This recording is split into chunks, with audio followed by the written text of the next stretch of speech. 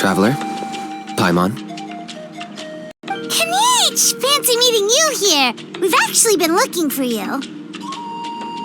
I'll get straight to the point. I hear you accepted a proposal from Elder Trinidad. Oh, the, Turnfire Knight, you mean. You were still his first choice. It's just... Oh, jeez. It's not what it looks like, promise. Chill, it's cool. I only mention it because there's something you should know. And I suspect Elder Trinidad hasn't been completely forthcoming with you. His true intention is to resolve the Mountain King problem once and for all. Once and for all? You mean this'll be the last Turnfire Knight ever? That's right. He wants to use you to send the Mountain King to the Night Kingdom. To the Night Kingdom? You mean... To his death. Whoa! Are you serious right now? You shouldn't go blurting out accusations like that. It could get you in trouble.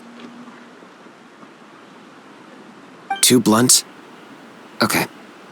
I'll phrase it more gently.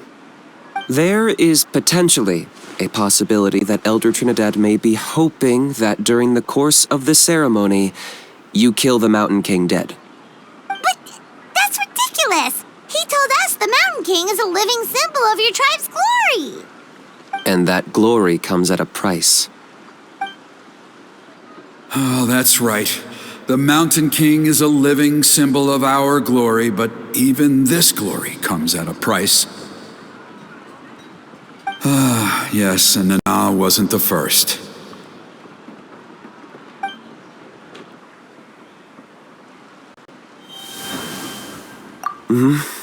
She likely won't be the last to lose her life either. Still, is killing the Mountain King really the only way? It seems so extreme! The Mountain King is a unique case when it comes to abyssal contamination. It's eaten away at him for so long that it has consumed him entirely, and the damage is irreversible. That evil power has both driven him insane and kept him alive over the centuries. So, to look at it one way, once it's completely purged from his body, the Mountain King will finally be able to rest in peace. In past ceremonies, we've only purged around half of the abyssal power. This was to strike a balance, to keep him alive, but also keep him asleep. Trinidad didn't say anything about how much power he wanted us to purge, but he did say there were some more details to go over before the ceremony. Then it sounds like you'll know for sure soon enough. If he really asks us to kill the Mountain King, what should we do? I know this must come as quite a shock, so I suggest you act like you didn't hear anything for now. But would you have time to visit the chief after your meeting with Elder Trinidad? I'd like to make a deal with you. What kind of deal? One that comes at a very reasonable price. I'm sure you have plenty of other questions, but we can talk more later. Good. See you soon.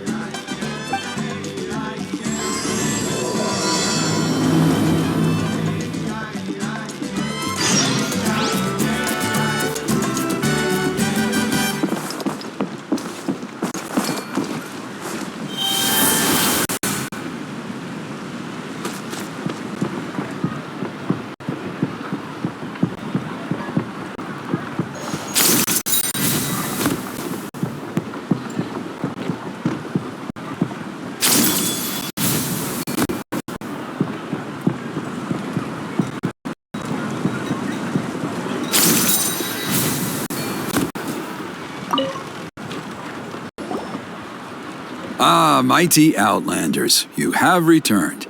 Did you have a good rest? It was, pretty good, yeah. Glad to hear it. Things are progressing very smoothly on my end. Many of the elders have heard of your heroic deeds, including the chief. They all speak very favorably of you. There are still those who insist that the ceremony should be performed by the bearer of the Malipo name. But they're just stuck in the past. We need to move with the times. Plus, Kinich doesn't want to do it anyway. Exactly.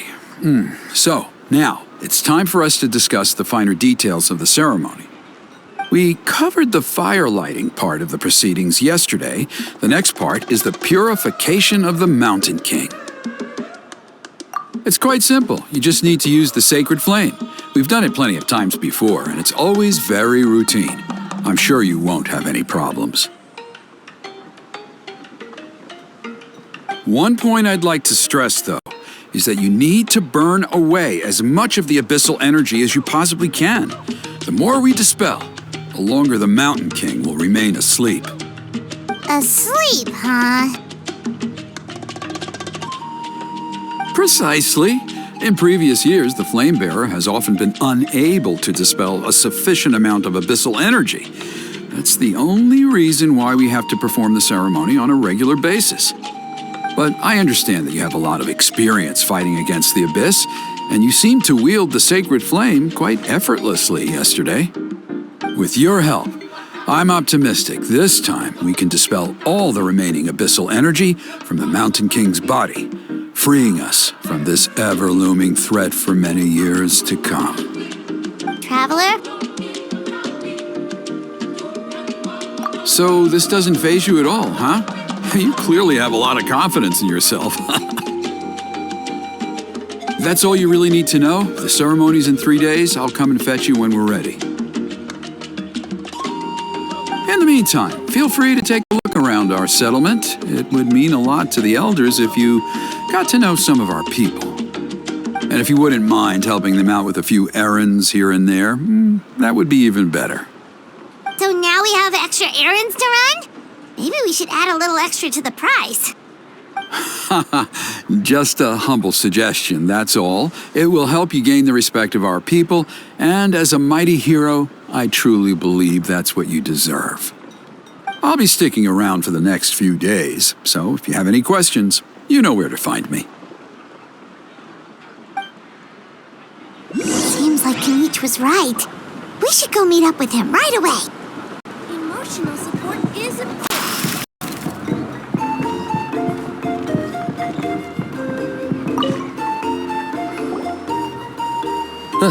You're here.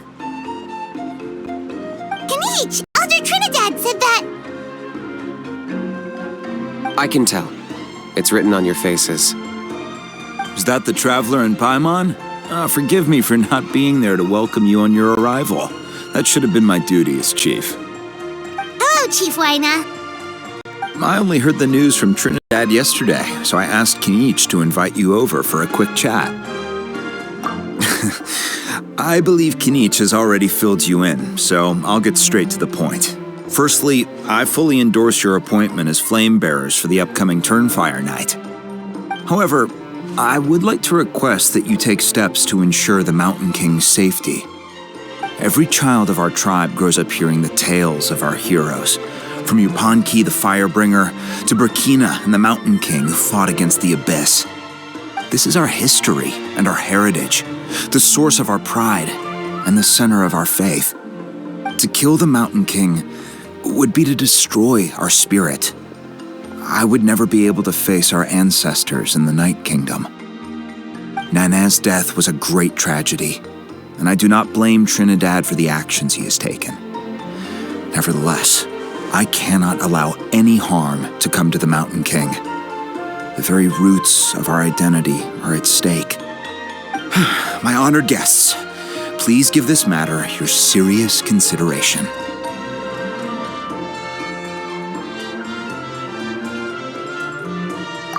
Perhaps there is, but despite all our attempts to contain the situation over the years, we've not found it.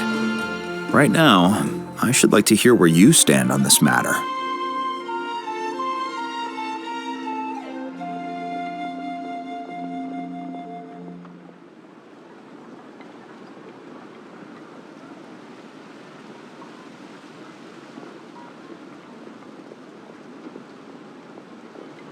Though I sense that your mind is not yet made up, I'm still comforted by your words. There are 3 days left before the ceremony. I hope they will bring you clarity. So, Kinich, earlier you were saying that... Let's walk and talk. I'll show you around the tribe. That works too. Paimon needs to get some air after this.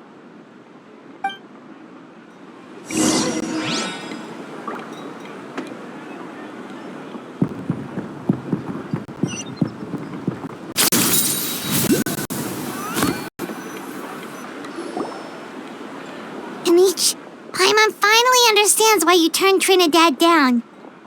You knew what he was planning, didn't you? That's why you didn't want to be the flame bearer this time, because it's a double-edged sword. The whole Mora thing was just a sneaky excuse. Double-edged sword is right. But my response wasn't merely an excuse. To solve this exceptional problem, an exceptional price must be paid. I'm working on it. Really? Well, come on then, let's hear it. In a moment. Didn't you have a question you were about to ask me? Oh, yeah. What was it again? Oh, right. We need to talk about how he's completely unhinged. I agree that he has a problem. He needs disciplining, so I hired him a teacher.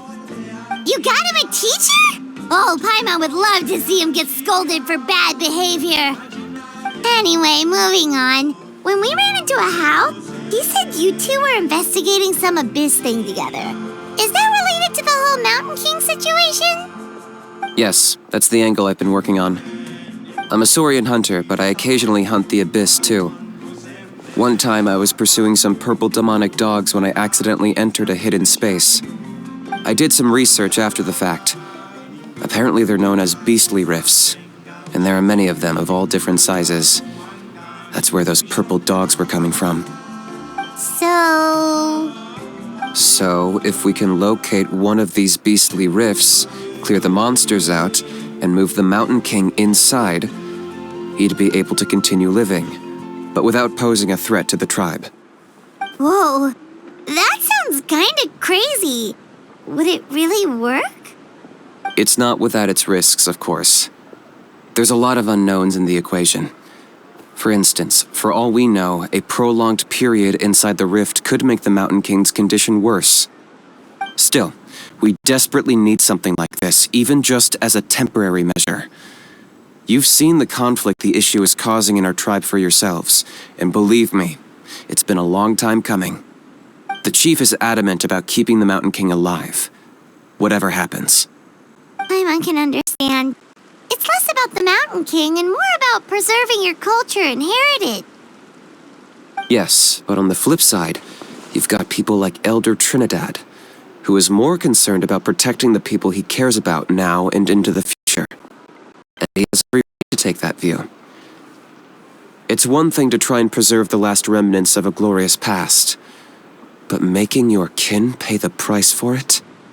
No one can honestly tell them that's a fair trade. You're right. There's no easy answers here. Let's leave that to one side for a moment and assume we go with your plan. How do you actually intend to find one of these beastly rifts? Because at least in our experience, the dogs open the rifts when they want to attack us, not the other way around. I think I know a way. You have any better ideas?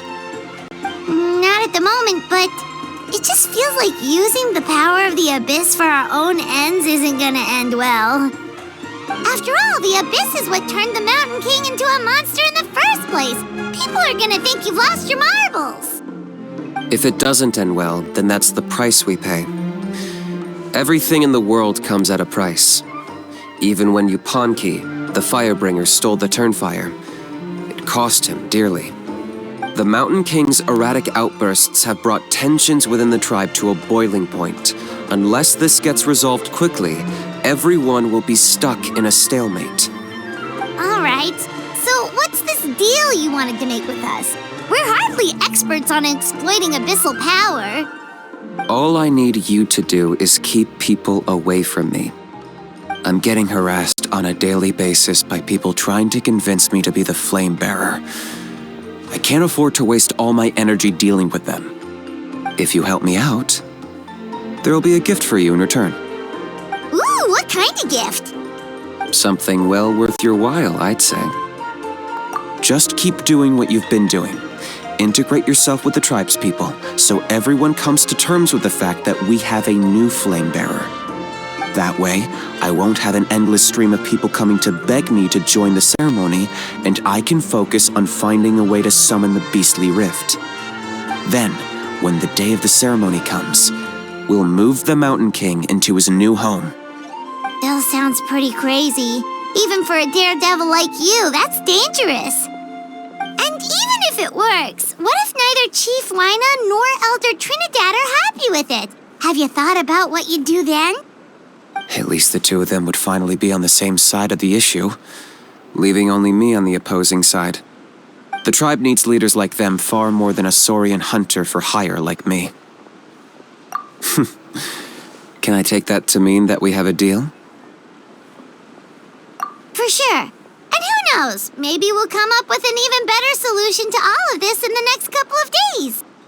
Great. Well, for the next couple of days, please spend some time among the tribe and lend a hand wherever you can. I'm sure everyone will be swept off their feet when they meet our new flame bearer. Good luck to us both.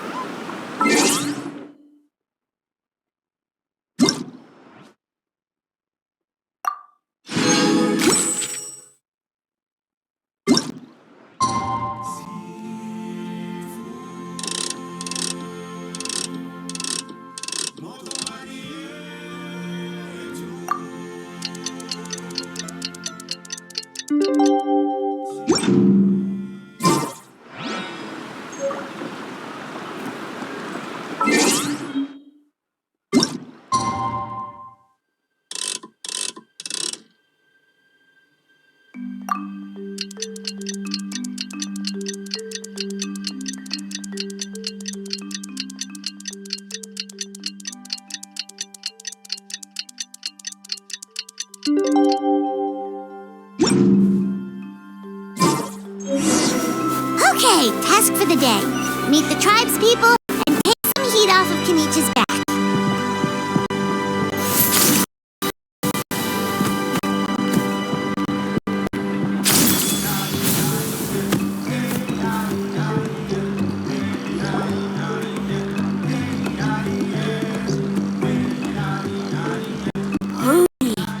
How can you call the Mountain King a monster?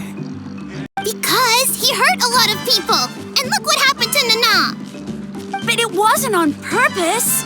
The Mountain King is sick, that's all. He's been hurt by the Abyss. That's true, but the fact remains that he's now a threat to all of us.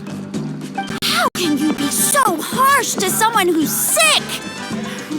If you don't take back what you just said, I don't know if we can carry on being friends. Toba, Huni, what's wrong? Huni's saying nasty things about the Mountain King. It's not right. He's our hero. Once upon a time, maybe, but not anymore. Yesterday, maybe, but not anymore. Toba? Fine. I guess my dad is right. Things change, and you just have to accept it and move forward. As of today, our friendship is over. There's no going back. Oh, come on, cut it out, you two. We have some great news to tell you. The Traveler is gonna be the flame bearer for the next Turnfire night. She's gonna do a beautiful ceremony and cure the Mountain King's illness for good. What? Really? So that's what my dad wanted to talk to you about? To be fair, from what we saw the other day, you are pretty good at climbing cliffs. Probably just as good as Kinich. Wait, speaking of Kinich, where even is that guy? Oh yeah, good question. Is he not coming to the ceremony anymore? We can get him to come, but if he catches you two fighting again, he won't be happy. He'll be sure to give you both a piece of his mind. No, we can't let that happen. I've never even spoken to him before. I can't afford to make such a bad first impression. I didn't mean to argue with Toba. All I said was that the Mountain King has done some pretty bad things. He was the one who turned it into a fight. Yeah, if you weren't friends, there's no way Toba would have come to look for the baby Saurians with you. All right. Well, because it's the Traveler and Paimon and Kinich, I'm sorry, Toba. I'm sorry for all the mean things I said about the Mountain King.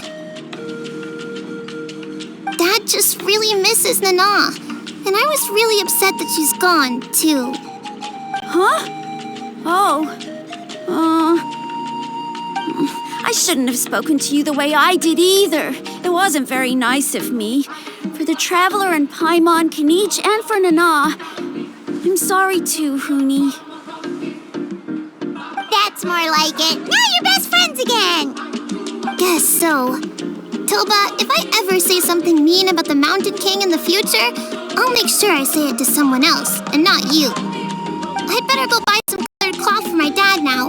He needs it for Turnfire night. Let's play again some other time. See you, Toba. See you, Traveler and Paimon. Okay. I'll head home as well then. See you next time.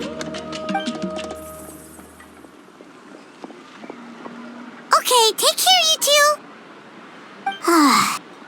Even though they said they're sorry, it looks like their friendship isn't as strong as it was before. Let's just hope we can solve this once and for all. Come on, let's move on.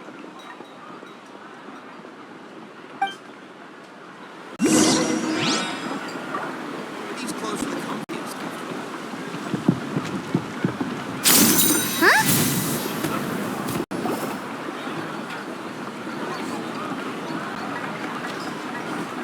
Hey there! What's happening here? A rehearsal for the Turnfire night dance. Ooh, there's a dance involved? Paimon wants to learn too! You don't know it? I guess you're not from these parts, huh?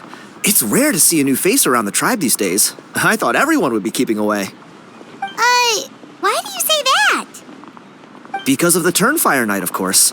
The Mountain King could wake up at any time. That's why we're holding an emergency ceremony. This isn't one of those fun and games festivals. For outsiders, it might even be a little dangerous. Well, did you know that the Flame Bearer this time is actually gonna be an outsider? Oh, I did hear about that. It's a first for sure. I would have loved to meet them in person. What? Oh, it's you? Man, oh man. Well, this is a nice surprise. It's funny, I was probably miss out on meeting the new Flame Bearer since I'm not taking part this time around. Then suddenly, there you are. Must be my lucky day. You're not taking part in the Turnfire night? How come? You're not an outsider too, are you? You must be joking. Watch this.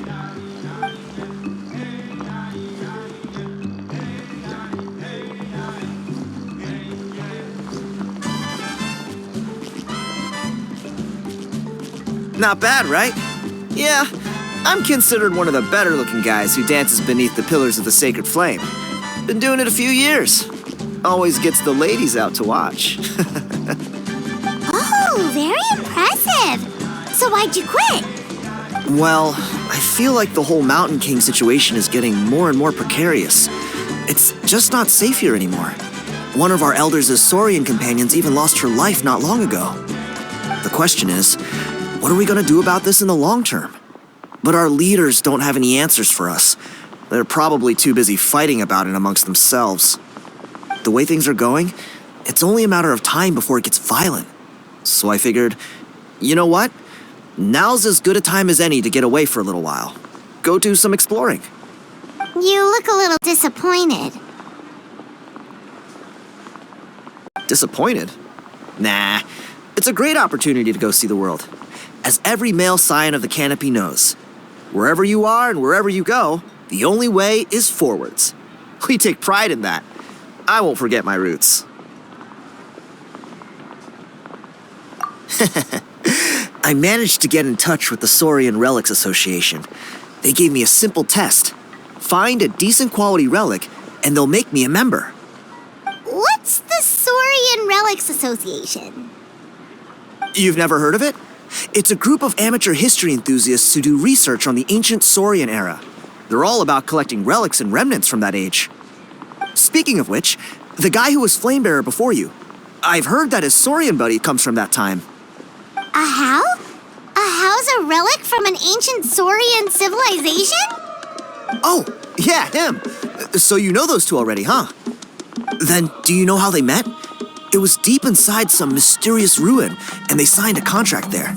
The association folks say that the kind of contract usually comes with a huge hidden cost. Really? That sounds ominous.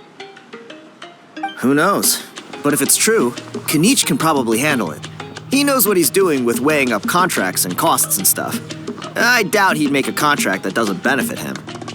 Strangely enough, I actually happened upon a strange mural a while back, and it looked to me like it was depicting a Saurian and a human involved in some kind of Saurian-era contract ritual. Oh, does that count as a relic then? You bet it does. I was all ready to go take a picture of it and use it as my entry ticket to the association. But after all the abyssal activity recently, I heard that area's been overrun by monsters. The best laid plans, huh? I'll just have to wait and see if things improve. Or... you look like you know your way around a fight. I don't suppose there's any chance you'd be able to help?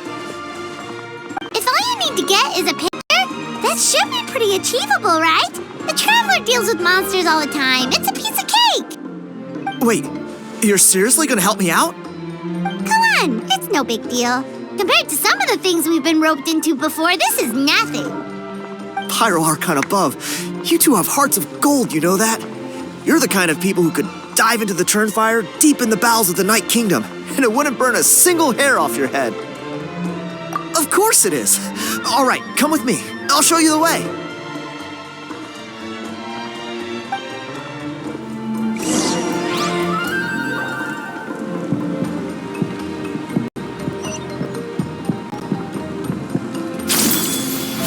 Emotional support is important.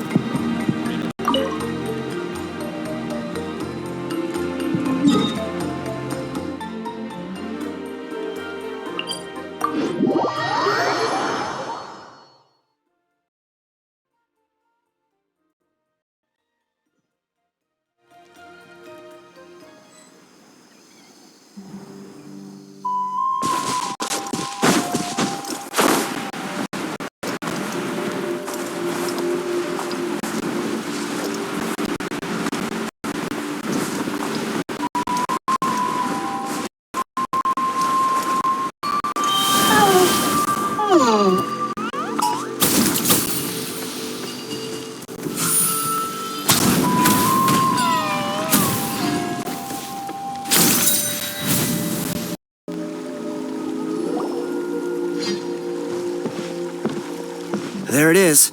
It's inside these ruins.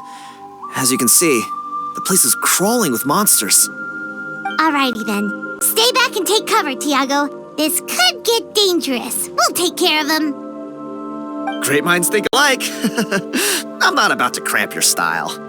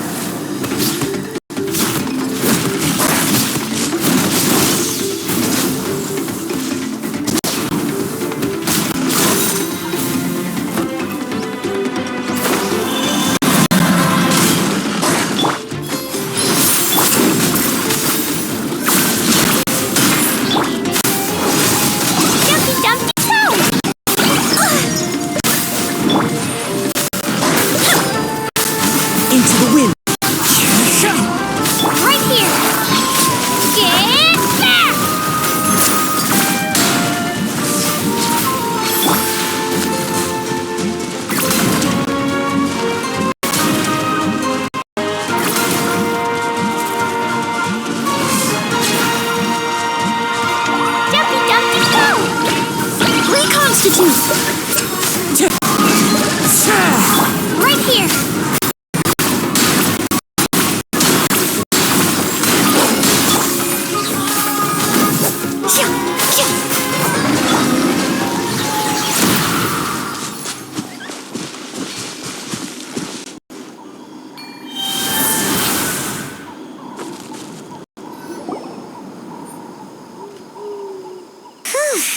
That That should be the last of them. It's a good thing Thiago had the sense to stay in his hiding place, or things could have gotten really hairy for him. Hey, look! That's gotta be it, right? Definitely looks like a mural. True. Now that you mention it, most ancient murals take up a whole huge wall. This looks more like someone with a paintbrush got bored and started doodling. It does match the story he told us, though. There's a Saurian and a human.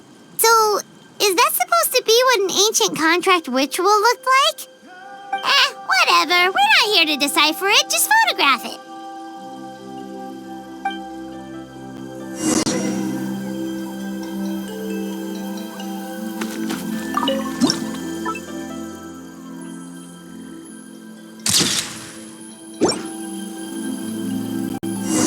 That's a wrap. Let's take it back to Thiago.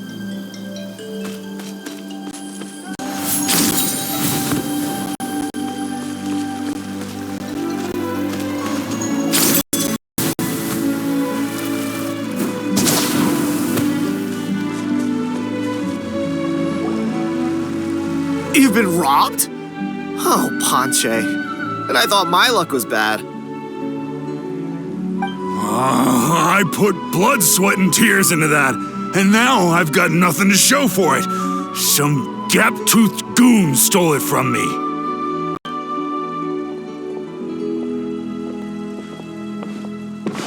Thiago, is this the picture you were looking for? Let me take a look. Yep, that's the one. Pyro Archon above, you two are superhumans. Hey, Ponche, come and say hi to these guys. They're gonna be the new flame bearers, and they're tough as nails. Wait, are you the Traveler and Paimon? Huh? You already know each other?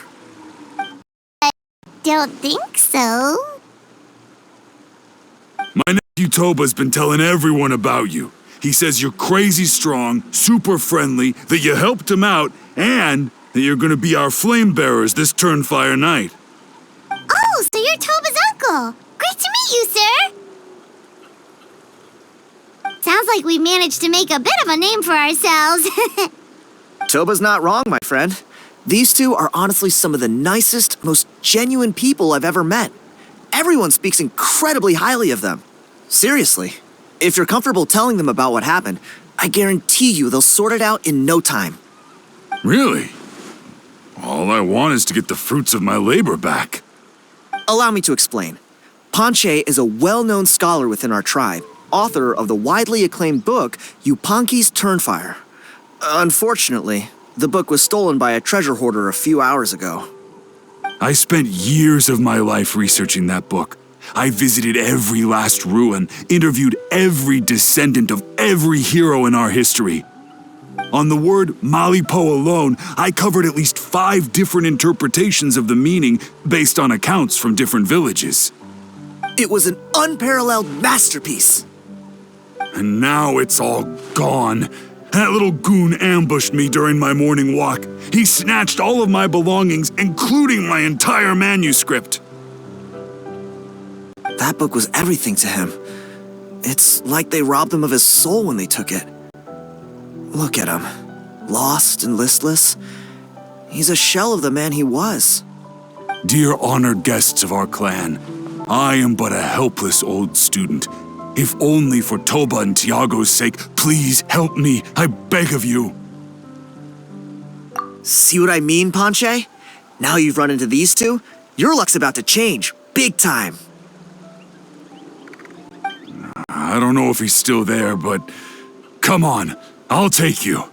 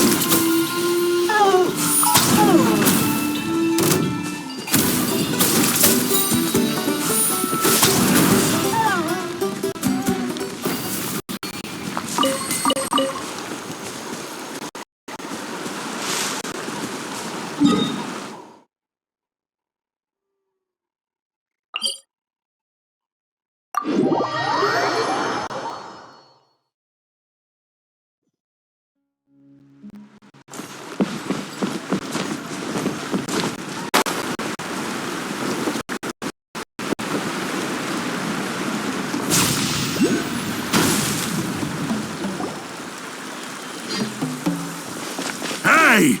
You thieving rat! Give me my things back! What do you want now, you old bum? God, you're a waste of space. Prepare to get shoved butt first into a tree hollow. Oh, what's this? Brought a little bodyguard with you, huh? All right, let's see what you've got. What's this? Eat dirt, suckers!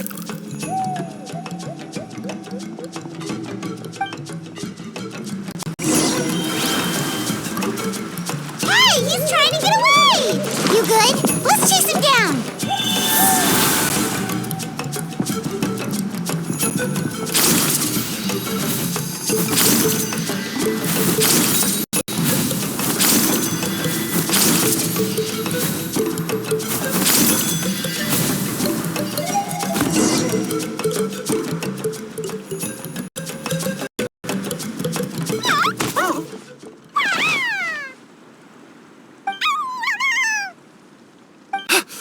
Where did these Yupanqui come from? Get away from me, you monsters! Oh, the Saurians are blocking his path! Stop, please! By all the warriors, heroes, gods, and kings, I can't run any longer! Please, I don't have your stuff anymore. Have mercy! Oh yeah? Well, where is it then? I threw it away! You threw it away? The old bum's bag didn't have a single mora in it. Just a tatty old book, worn out pens, and some old rags. All that time lying in wait was for nothing. I was so mad I just threw all of it away. Is that really the truth? Okay then, where did you throw it away? The same place you found me. Look, I swear on the Pyro Archon it's the truth.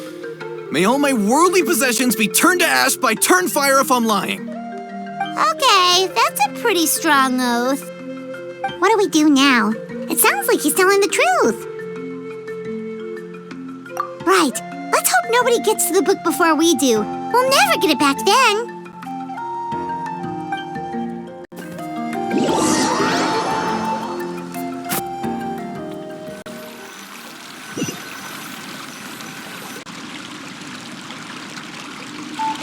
Although the Turnfire is a heroic symbol in Huitzatlan, it always comes with the more ominous implication of eventual tragedy. This holds true for all bearers of this ancient name in recorded history. Each one of them died of non-natural causes, as if the specter of the Turnfire was always lurking in the background.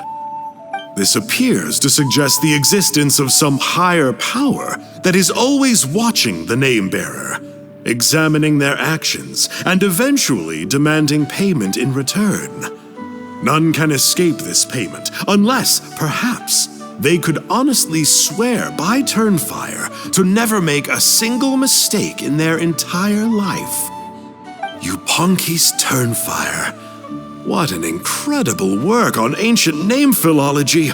I can't believe it was just lying there for me to take. Let me see, the author is Ponche. Nice. A gentleman and a scholar.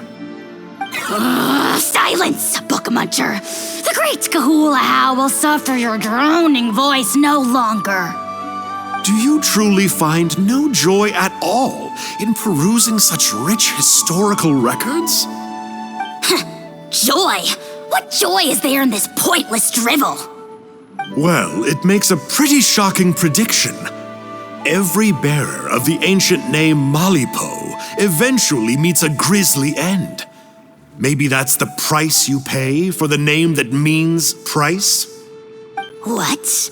You're saying Kinich will die a violent death?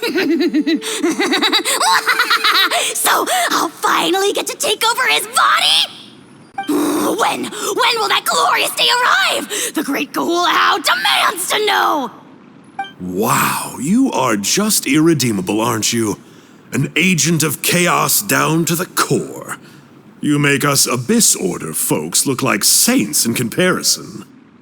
Silence! silence, maggot! To presume that anyone compares your kind with the great Kahula is sheer vanity. And if that day ever comes, oh, your doom will soon follow. You don't need to lecture me about doomsday. Here's what I know, based on countless historical texts. All civilizations will be reduced to rubble by the passage of time. From ancient kingdoms to heavenly thrones to worlds beyond, there are no exceptions.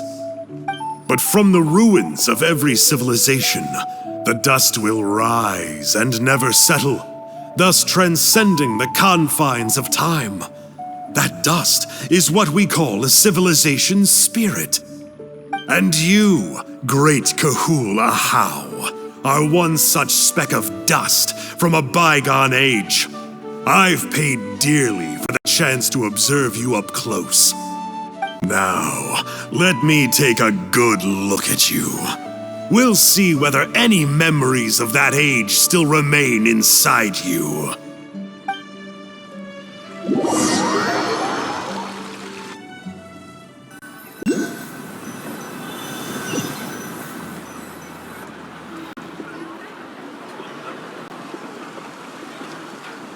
We're so sorry, Mr. Ponche, but we couldn't find your manuscript anywhere.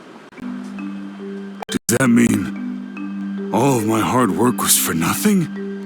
You gotta stay positive, Ponche. You might have lost the book, but the brains behind it are still intact. Surely you remember the main points at least? The whole reason I worked so hard to get it finished before the Turnfire night is because I hoped that maybe it might help us find a way through these trying times. But now... well, not exactly.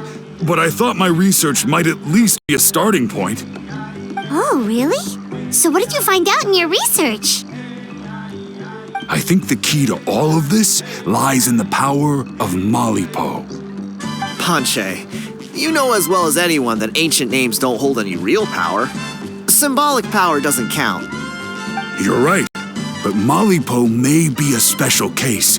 Given that it first arose in the era of the first Pyro Archon, it might contain remnants of Xbalanque's power. Yeah, I remember that story. My grandpa told it to me when I was a little kid. Maybe you're the special case. Most kids stop believing in that stuff by your age. I'm not talking about childhood superstitions here. There is evidence. Like what? Like the fact that the Mountain King is still alive. Everyone attributes that to the power of the Abyss. But there's more to it than that. The key factor is that Burkina summoned the power of Malipo at the cost of his own life. If you don't believe me, then answer me this. How many other creatures can you think of who lived longer, not shorter, after being contaminated by the Abyss? Traveler, different situation but similar idea. Doesn't this remind you of the hilly... So, I came to the conclusion that Malipo must refer to some mysterious ritual involving a tit-for-tat exchange. It began with the first Pyro Archon, fell with the Grand Alliance, then was buried in the Night Kingdom. And now, it awaits the call of its new bearer. Hey. Sorry to interrupt, Ponche, but you seem to be getting a little overexcited. I'm sorry. I was originally planning on presenting my findings to Kinich. I'd hoped he would be attending the upcoming ceremony. Sounds to me like you dreamed up one fanciful theory to support another. Kinich, what are you doing here? I more or less finished what I was doing, so I came to have a quick catch-up. Now a good time? Kinich! Something. I haven't worked out all the details, but you have to attend the Turnfire night. So Mr. Ponche here has done a lot of research on the history of the Turnfire and thinks he might have found a way for you to solve the problem.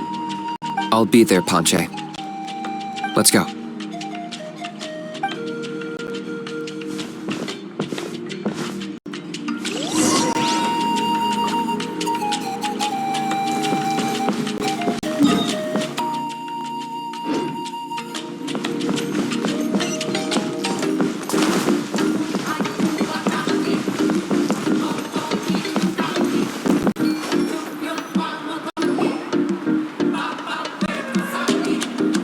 Here will do. Yeah. I'd like your help giving it a trial run tomorrow. If that works, we have our plan come Turnfire night. Sounds like you're not considering Ponche's idea. You heard him. He hasn't worked out the details yet. We need a more practical solution with concrete steps to follow. Yet? Are you saying you think he might actually be onto something? I think it's possible, based on something I know about the war 500 years ago. Burkina didn't fall to the abyss. He was killed by the Mountain King in an episode of madness. In his final moments, Burkina made the fateful decision to not fight back, and instead pass his blood and power on to the Mountain King. Maybe he thought the Mountain King was stronger than him and more valuable to the tribe. Or maybe it was just out of loyalty to his friend. Either way, I can believe the Turnfire was involved. Whether you think his sacrifice triggered it, or his fate was sealed from the moment he took the Malipo name, it makes sense to me. How can you drop these truth bombs with such a straight face? This is what I've gleaned from my many interactions with the Mountain King. His mind is so disordered. It took some time to piece it all together. The story Elder Trinidad told you was the more palatable version of events. The truth is even darker. The Mountain King's mind isn't just disordered. He is suffering and feels great shame. I believe he wants to be put out of his misery. What? Then what should we do? Should we grant him his wish? Of course not. We should help him move to a new home. It's the only practical solution. The Mountain King is a hero to my tribe. An object of worship, even. Ending his life would be like desecrating a statue. Still, he's been the cause of multiple disasters, and we can't afford to have any more. Ugh. Practical solutions hurt Paimon's brain. Can we follow our hearts next time? Then let's break for the day. I've already found a suitable venue for tomorrow.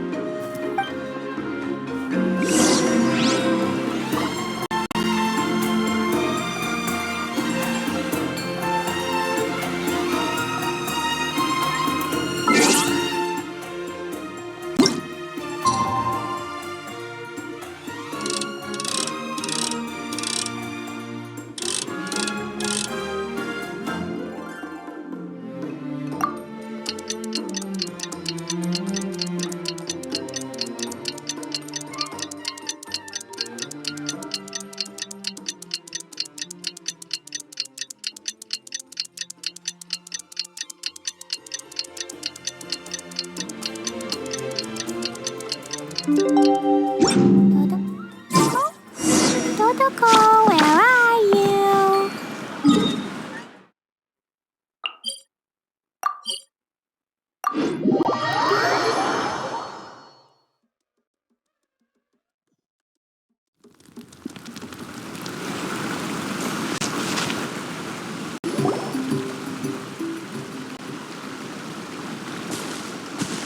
You're here.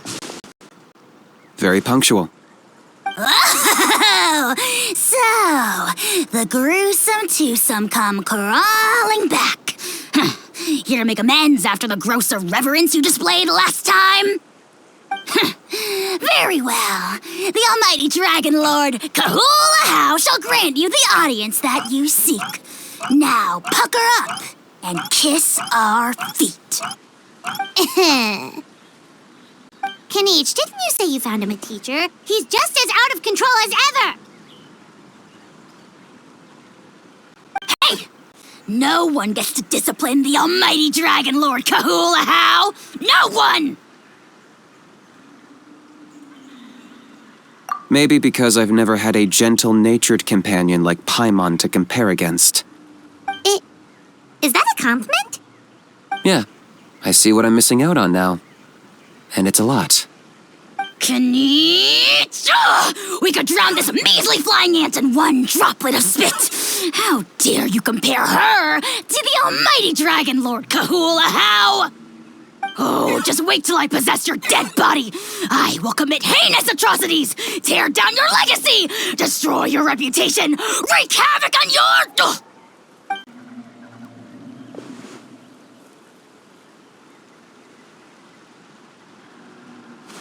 Traveler, Paimon, let's get down to business.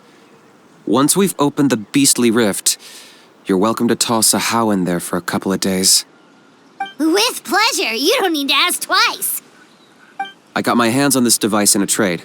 It's meant as bait, but it'll also stabilize the abyssal energy. The Rifthounds will tear through space to get to this. Once they're here, we take them out and claim the rift for ourselves. You'll find out soon enough. First, let's try this out.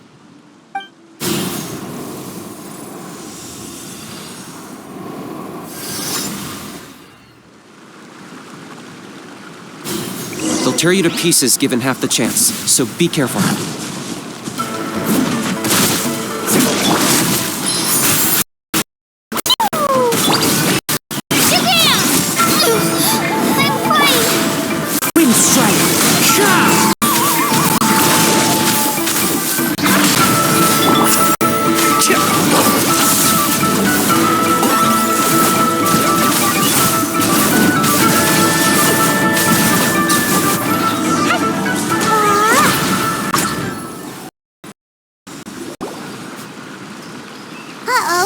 Are there even bigger ones on the way?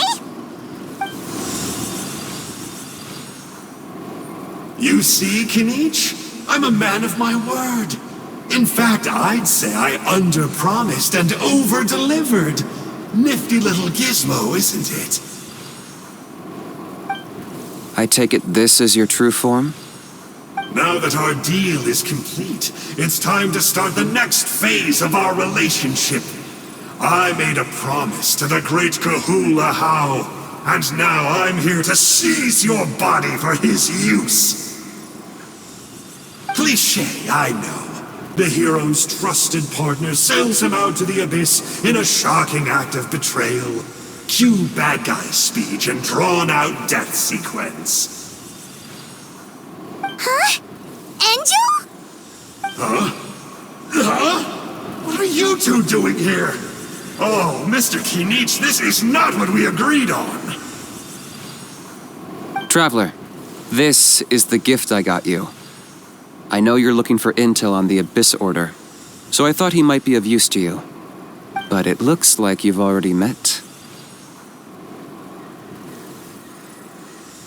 Yikes. Frosty reception. Gotta say, I kinda pictured this moment going a little differently.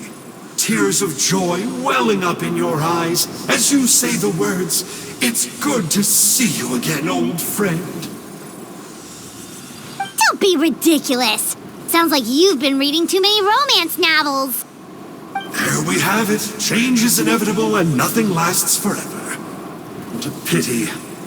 Well then, time for you to meet the new me. This time, please call me Sanka. Sanka! Aha! So you're a glasses guy! You tricked Huni and Toba into telling you a bunch of stories! What does it matter? A name is a superficial label. It's what's deep down inside that counts. And I've shown you the deepest parts of me. That would explain a lot. Why else would you show up here and start acting like a wise guy? You looking for a fight? I'll pass. I do rather like you, as I've said before, but my one quibble is that you really don't know your own strength. Wait, of course! You're the one behind all the recent Abyss activity! Let Paimon guess, you've been provoking the Mountain King too! Haven't I told you before? I'm not part of the inner circle who do our Highness's bidding. My interests are far more low stakes. I spend my time reading truth in ancient doodads and books. You really think a benchwarmer like me is capable of more than that? I investigated him. He's not connected to the recent events. Just happens to be in the area. So I struck a deal with him. He helps me summon a rift. I allow him to do some historical research. But that's all over. And now Kinich wants to hand me over to you. Well, I was hoping this would be an opportune moment to whisk away his body. That would have given me some more time to study the great Kahula How. But now I've run into you, which is just my luck. Or maybe I've incited the wrath of the Turnfire, and this is the price I have to pay. But I don't understand. What did I do wrong? Wait, does that count? Let me think. How? You are the worst of the worst! Colluding with the Abyss Order against Kinich? How could you betray your partner?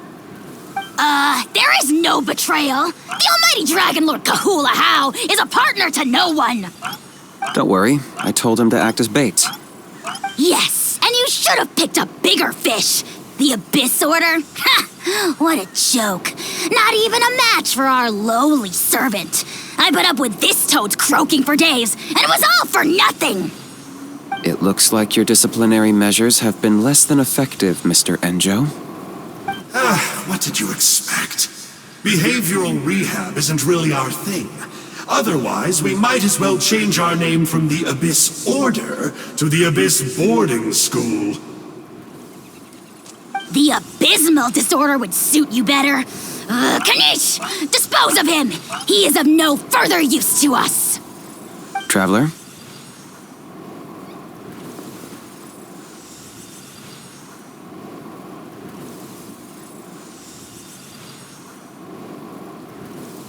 You see, this is why I like you. Still, you shouldn't underestimate me just because I'm a lowly clerk. I could never beat you in a straight-up fight, but when it comes to running away, I won't lose to anyone. Do me a favor and remember how fast I disappear. Maybe then you'll show me a little respect next time. Darn! He got away again! Couldn't you have stopped him? It's all right. He's not worth our time and energy. Besides, it seems like he's in debt to a lot of people. I'm sure they'll keep him busy. If you say so. Still, Paimon's kind of surprised that you actually struck a deal with someone from the Abyss Order. To borrow that guy's words, names are superficial labels. Whether you call it the Abyss Order or anything else, it's a broad generalization at best. Think of it like apples that have fallen from a tree. If you tasted each one, you'd find that they're all at different stages of ripening. Even the unripe fruit blown off its branch before it's fully grown can still be brewed into a fine wine. Everything has its use. Huh. Well, in that specific sense, maybe Enjo's not such a bad apple. Not rotten to the core, at least. Of course! Only the almighty Dragon Lord, Kahula How, is rotten to the core and evil beyond redemption. Ugh. So what exactly are you anyway? You're definitely the evilest little thing Paimon's ever met. Don't worry, he can't hurt a fly.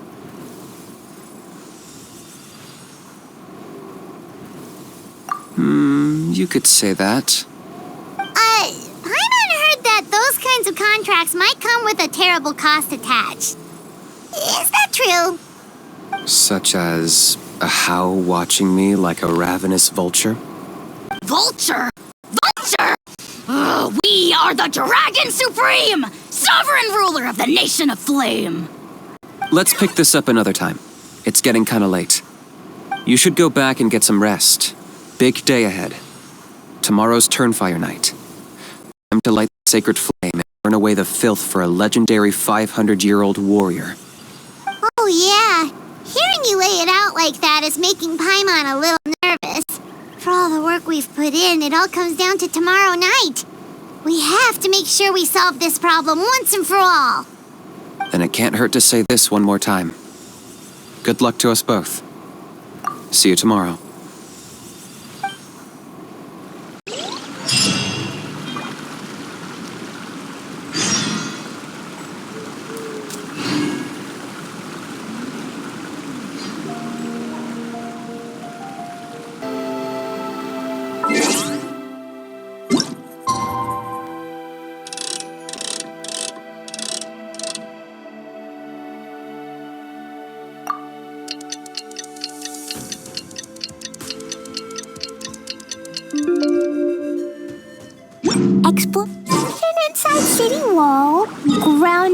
thy woe.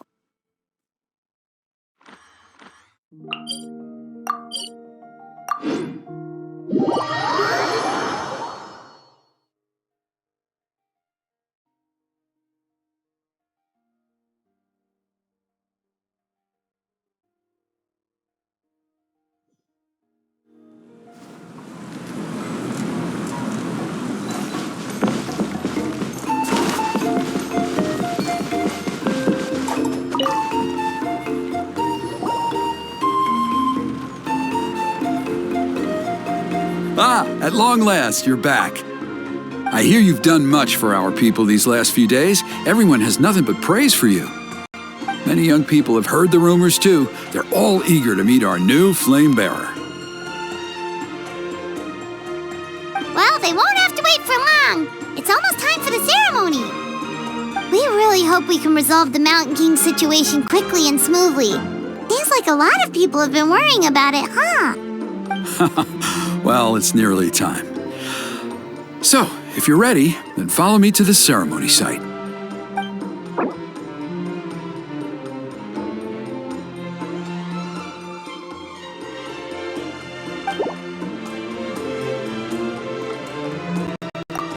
Off we go!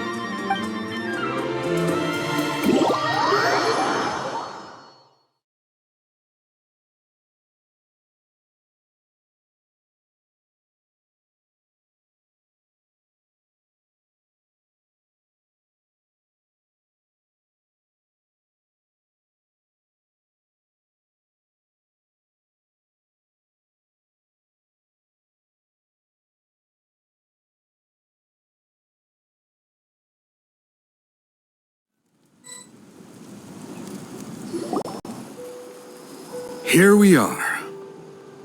Our honored guests have arrived. I have heard much about your fine work over the past few days. I hope you'll allow us to thank you properly after tonight's ceremony. Don't worry about it. Getting this huge venue ready must have been a huge task. We don't need to make extra work on our account. Oh, if it means getting the Mountain King issue resolved, no cost is too great to bear. A resolution will come in due course. Every great fire starts as a tiny spark. We must take it one step at a time. No one would disagree with you if that were possible, Chief, but it's been far too long since we've seen a real step forward. Look around you. Can't you see how our numbers have dwindled since the last Turnfire night? The ceremony was arranged on short notice. Many are away from home and could not make it back in time. That may be so, but still. Good evening, Traveler in Paimon. Kinich! Not a moment too soon. Chief Wayna, Elder Trinidad, could you give us a minute? I'd like to give the Traveler a few points as the previous flame bearer. Very well, but make it quick. Let me know when you're done and we will begin the ceremony. Let's step to the side. Has anyone gone over the key steps of the ceremony with you yet? Yeah, Elder Trinidad did, but, Paimon seems to have forgotten them. What a surprise! The flying ant had an ant-sized brain. If you don't want your tongue to be burned off by the sacred flame tonight, I suggest you stay quiet. See those sacred flame pillars? Once you've lit the fire, go light each one up in turn. Once that's done, head down into the cave where the Mountain King slumbers, light the braziers along the way, then bring the flame to the final altar. Then the ceremony is complete. That sounds simple enough. The process isn't complicated, but remember, you mustn't turn back at any point. If you miss a pillar, you can't light the next one, then come back to it. You have to keep moving forward, or it's seen as disrespecting our ancestors. If that happens, you won't receive the blessing of the Turnfire, and you'll have to start over. I made you a diagram that summarizes the steps. Take a look.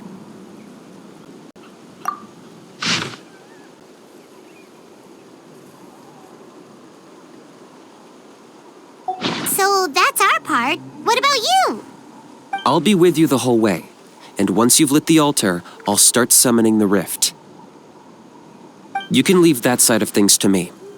Just focus on your part. Okay, we'll try to remember all that and get it right the first time. Ready when you are.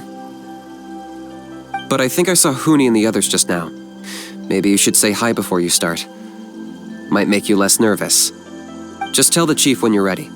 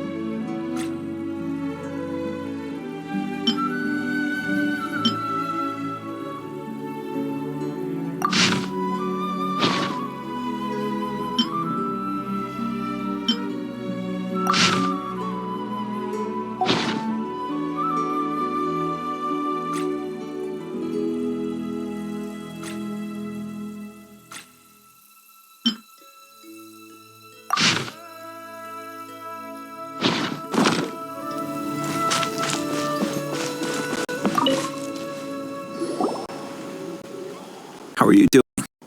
Is all in order?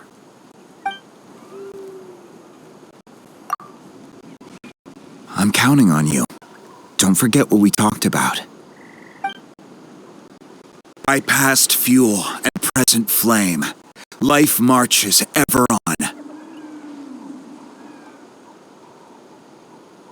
My brothers and sisters, the time has come to light the fire once again, and let the Turnfire night shine bright and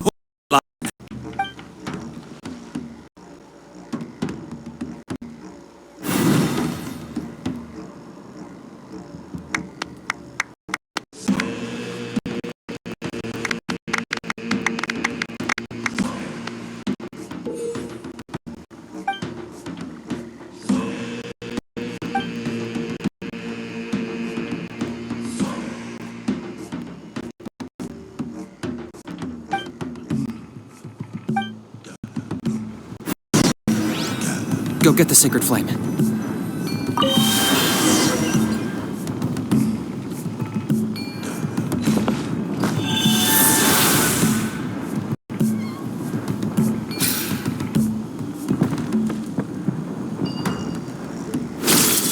Nicely done. Off to a good start. Great stuff.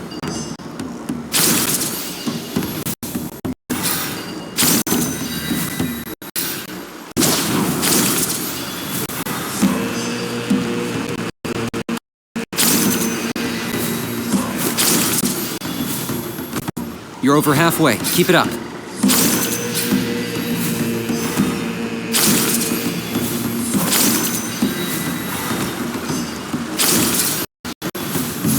Impressive.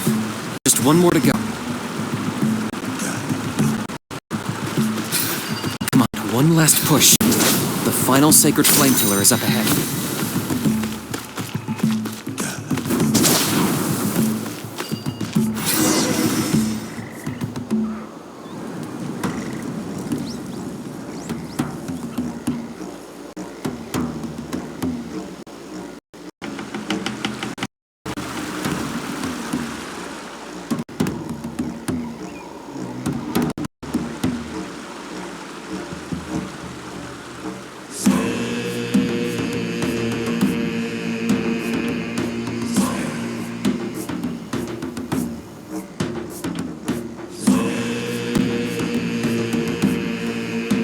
Great! All the are light. Next, it's down into the canyon and head for the Mountain King's cave.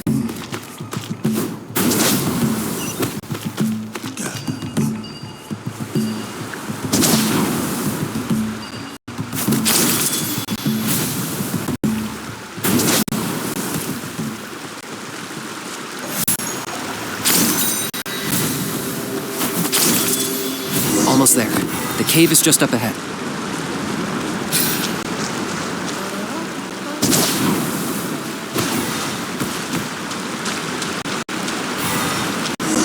The Abyss presence is growing strong. We should deal with the contamination first.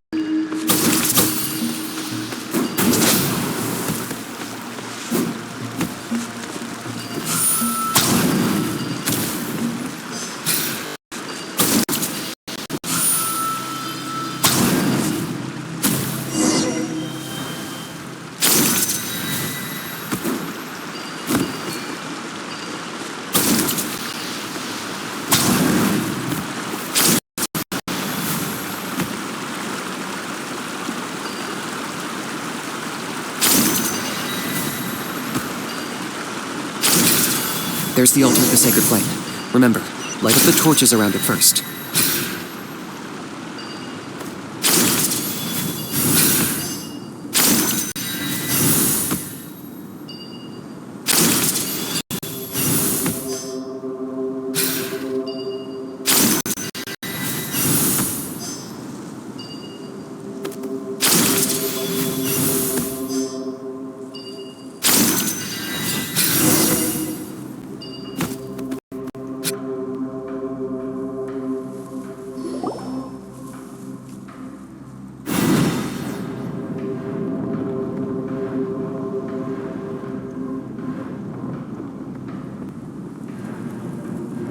Woohoo! We've lit up the final altar!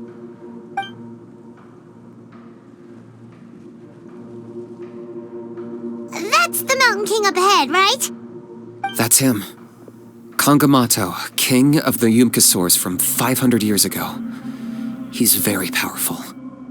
Paimon can tell. He is huge. Let's tread carefully. We don't want to wake him up.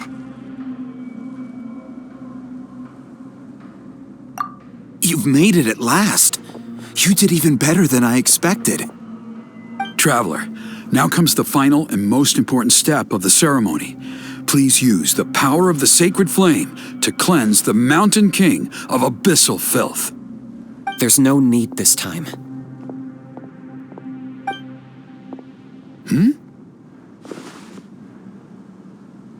Such strong abyssal power. What is that thing? Kinich, what is the meaning of this?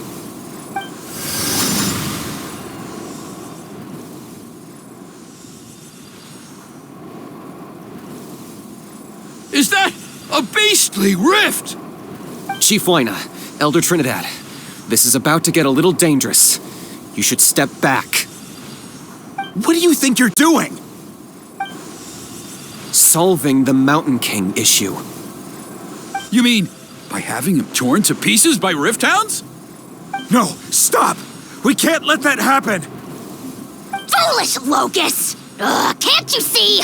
We're trying to shove your Locust King into the beastly rift! But... I'm sorry, Chief Wina and Elder Trinidad. This is the only way. Can you promise me that no harm will come to the Mountain King? I can't guarantee it, but I'm fairly confident. Traveler, this is not what we agreed on. You must cleanse the Mountain King of every last trace of abyssal contamination.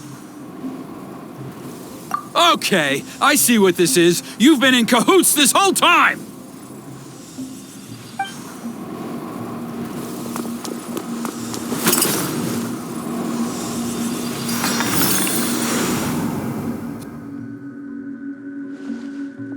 Ugh, you imbecile! What have you done? Oh no! The device is destroyed! You forced my hand. I had no choice. Elder Trinidad! What are you doing?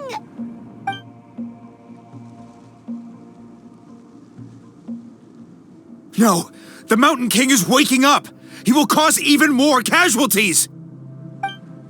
Everyone, out! Now!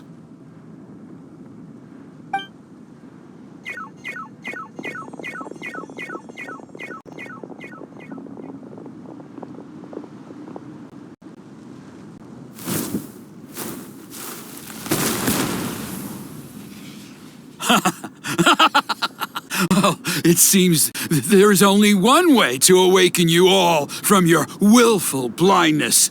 More sacrifices must be made.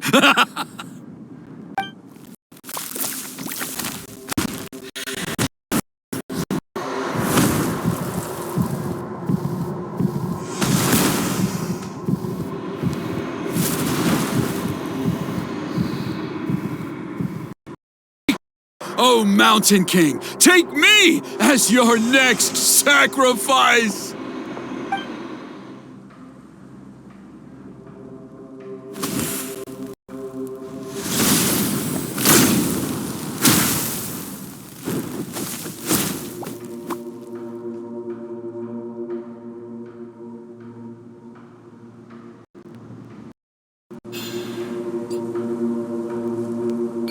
Everyone's still outside.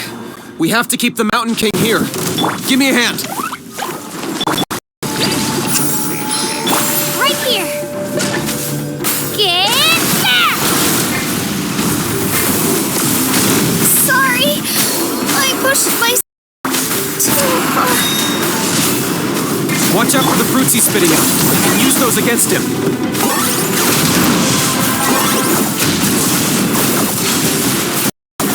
Yeah, that's it!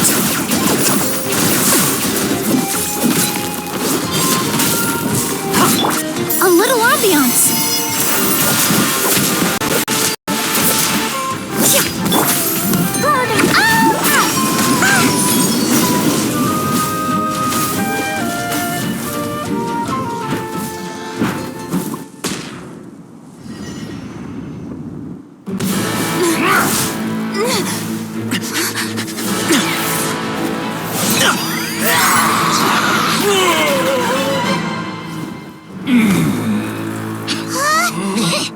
What do we do? We can't open the rift!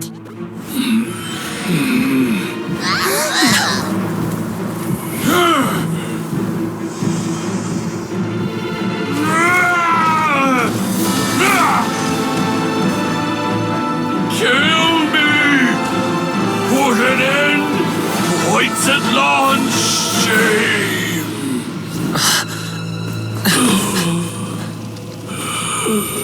By past fuel and present flame, life marches ever on.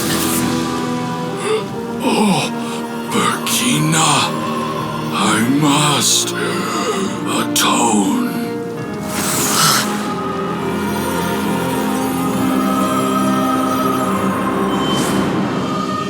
Patience.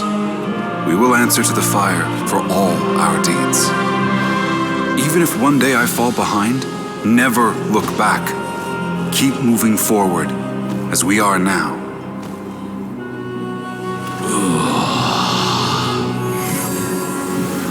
Live with your guilt and shame. This is the price to pay.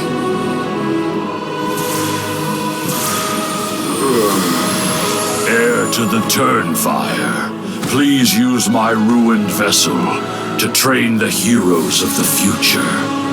The will of Kangamato will march ever on, till the abyss is stamped out.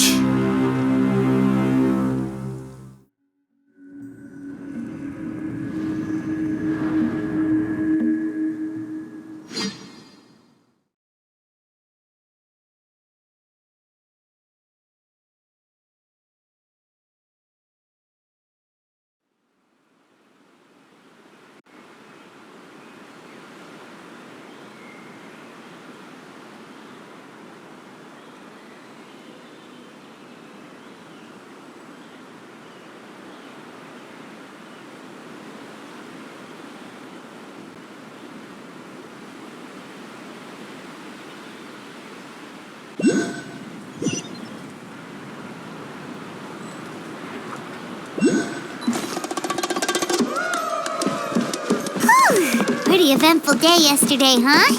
Ivan wonders how things are doing now. Let's go ask the chief! Traveler, you've come at just the right time. I have some good news for you. Trinidad's condition is stabilized. He suffered burns on much of his body, but we believe he'll survive. Guess that's the best news we could hope for. Paimon has to ask, is everyone in your tribe such a risk-taker? First Kinich, then Elder Trinidad? Is this the Scions of the Canopy's adventurous spirit in action? We're simply not afraid to charge ahead into the unknown. He's fine. Don't worry. He's gone to check on the Mountain King. Something most mysterious has happened. After the incident yesterday, a transparent shell is formed around the Mountain King's body. We don't understand the mechanism behind it, but the shell appears to insulate him against the influence of abyssal power. It is somewhat akin to a scab, in that it stops the abyssal energy within him from bleeding out, while also preventing further abyssal energy from seeping in and infecting him. We've never seen anything like it, The tribe's most senior elders believe it was caused when he was burned by the sacred flame, similar to the way burned wood becomes charcoal. I think their theory makes sense. After all, we've never thrown the Mountain King directly into the sacred flame before. Wow. So it's made a barrier against abyssal energy? That's a good thing, right? It's practically a miracle from what we've seen of it so far. It means that the Mountain King's level of abyssal energy is now stable. No longer will we need to perform an annual cleansing ceremony. Wow, that's amazing! I know what you're thinking. The young people in the tribe are already speculating that yesterday's ceremony was a Turnfire night like none other in our history. Because you and Kinich, you summoned the very flame that appears in our ancient legends. A great transparent ball of fire. And that fire is what saved the Mountain King. Whoa! So that was the real Turnfire? I may be the chief of this tribe, but I've only ever known the Turnfire as a concept in our legends. I cannot answer that question. If anyone can answer it, I suspect it would be the bearer of the Malipo name. He is in the Mountain King's cave as we speak. Ah, so Kinich then. Why don't we go see how he's doing?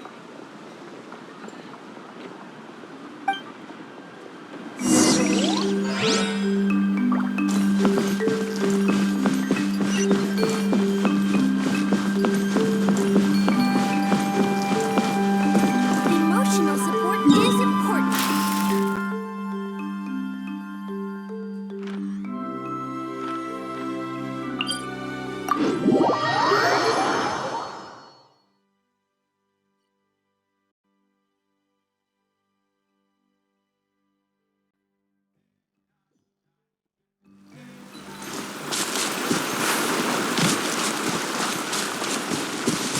Ta-ta-ta.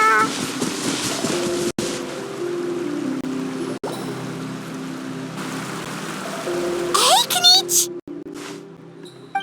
Hey yourselves. We were gonna ask you the same question. You scared Paimon half to death when you rushed into the fire. Sorry, I couldn't just stand and watch the Mountain King get burned alive. So you thought you'd try and extinguish the sacred flame with Dendro? Or is that an attempt to make the almighty Dragon Lord Kahulahow die of laughter? The sacred flame only possesses a fraction of the Pyro Archon's power. It's not as if I was fighting the Pyro Archon herself. Kinich, when you went into the flames, were you intending to, Intending to what? do the same thing as Burkina? Sacrifice myself? Of course not. My focus was on keeping the Mountain King alive, not on what it would cost. But now I'm curious. What made you think I was going to sacrifice myself? Well, because everyone's saying the Turnfire is what saved the king last night. And Ponche's theory was that summoning the Turnfire is a tit-for-tat exchange, right? So, Paimon thought you decided to pay for it with your life. So you've heard that rumor too. I'm afraid I can't say for sure. What happened yesterday was a first for me too. Well, even if you don't know, there's probably no one in the world who does. What I would say is, if that really was the power of the Turnfire, I'd sooner believe that the Mountain King summoned it himself. The Mountain King? Then, what price did he pay? The core meaning of price is not atonement or compensation, but what you're willing to give up in order to obtain what you want. It's easy to die for your sins. Much harder to live with the guilt and keep on going. In the end, the Mountain King chose the latter option. For Burkina and for the tribe. That's the price he paid. All right. So, how is the Mountain King doing now? Health-wise, there's nothing to worry about. He'll enter a fighting stance whenever we set foot in his territory. But his attacks are gentler now and not as crazed as before. Like he said yesterday, he just intends to be a sparring partner for people to practice with.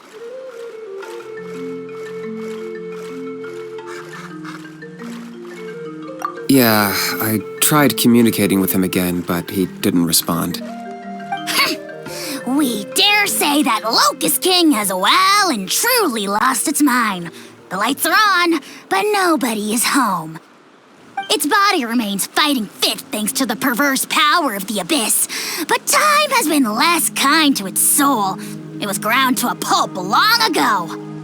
But we saw him come back to his senses yesterday. That was merely one last burst of brain activity before it croaked. As you humans would say, it went out with a bang. Oh, come on! Stop being such a doomer. Paimon bets the Mountain King has finally let go of the tragedies of the past now, and is focusing on moving forward. That's why he doesn't have time to chat with us. He's too busy thinking about the future. Well, at least it means my fellow tribespeople can move forward now, too. Thank you for your help, Traveler. I owe you one.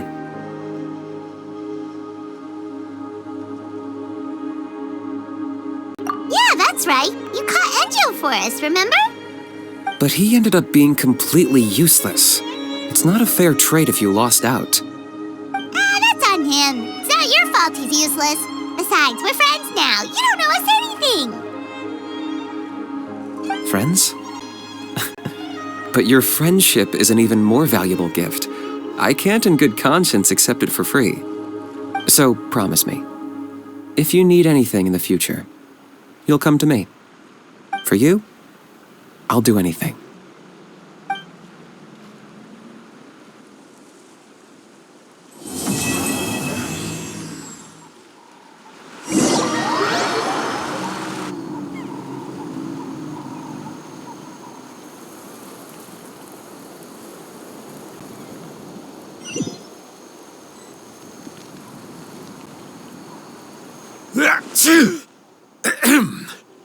So, in the end, only poor little Huni got the sad ending?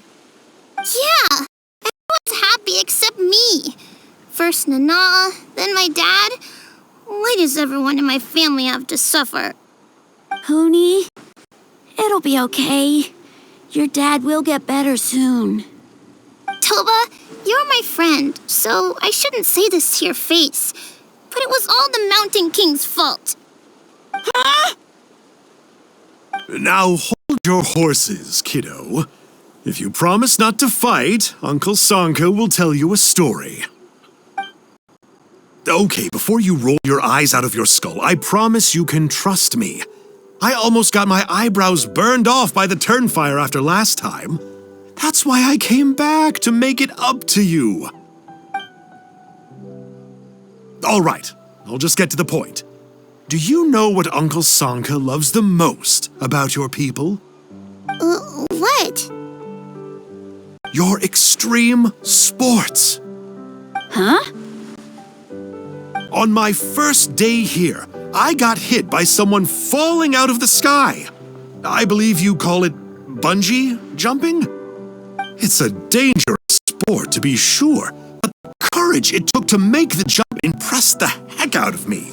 So, I introduced myself to the jumper, we made friends, and I even helped treat her wounds. Oh, such a nice friend. Of course.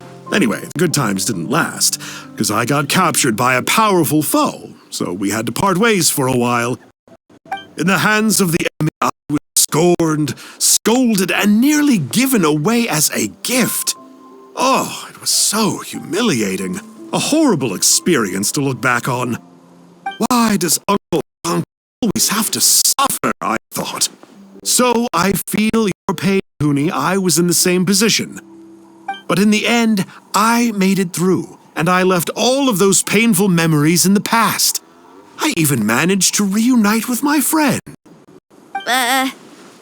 Is that it? The moral of the story is to look forward in life, right? Yeah, we've heard that one millions of times. Sorry, Uncle Sanka, but you're not cut out to be a teacher. Very smart, Huni, but not quite smart enough. What I'm trying to tell you is that after I reunited with my friend, I found her injuries were all healed, but she really missed her family. So, I thought you might like to see her too. She's right behind you. Turn around and see. Her trick about not turning back? I'm not falling for that one again.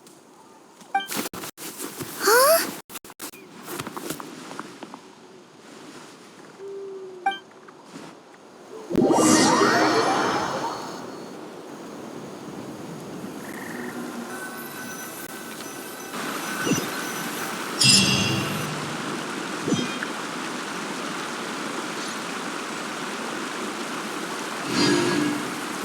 These bombs, so heavy.